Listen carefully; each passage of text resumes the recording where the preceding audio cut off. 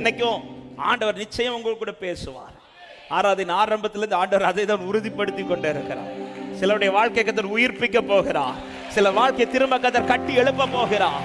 ஆமே, அநேக வார்த்தை கத்தர் குணமாக்க போகிறார். ஆமேன், மன காயங்களை கத்தர் இன்றைக்கு ஆற்ற போகிறார். அநேக சரீர பலவீனங்களை கத்தர் விடுதலை தர போகிறார். அநேக பாவ கட்டில கத்தர் விடுதலை ஆக்க போகிறார். வார்த்தையை நம்புங்க. ஹல்லேலூயா.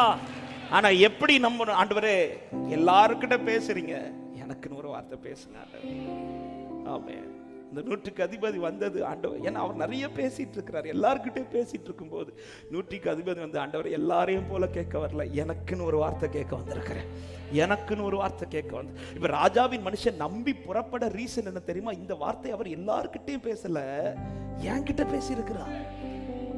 குமாரன் அவனுக்கான ரேமா வந்ததும் அவன் எப்படி புறப்படுறான்னு நம்பி புறப்படுறான். அன்பான தேவ பிள்ளையே, அவன் சபையில் ஒரு வார்த்தை உங்களுக்குன்னு வருதுன்னா நீங்க புறப்படும் போது நம்பிக்கையோட புறப்படுங்க. அவன் நீங்கள் போன பிறகல்ல, போய் கொண்டிருக்கும் போது அற்புதம் நடக்கும். ஹல்லேலூயா.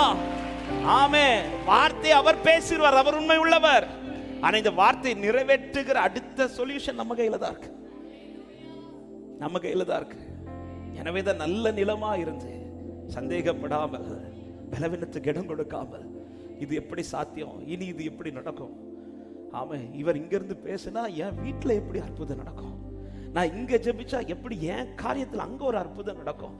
இந்த மாதிரி சந்தேகத்துக்கு இடம் கொடுக்காம, இத்தனை நாள் ஆயிடுச்சு, இத்தனை வருஷம் ஆயிடுச்சு, இனி எப்படி இந்த வார்த்தை நிறைவேற? இப்படிப்பட்ட சந்தேகம் சொல்றது கர்த்தரானால், வார்த்தை பலிபிடத்திலிருந்து வருகிறதானால் நம்பி புறப்படுங்க.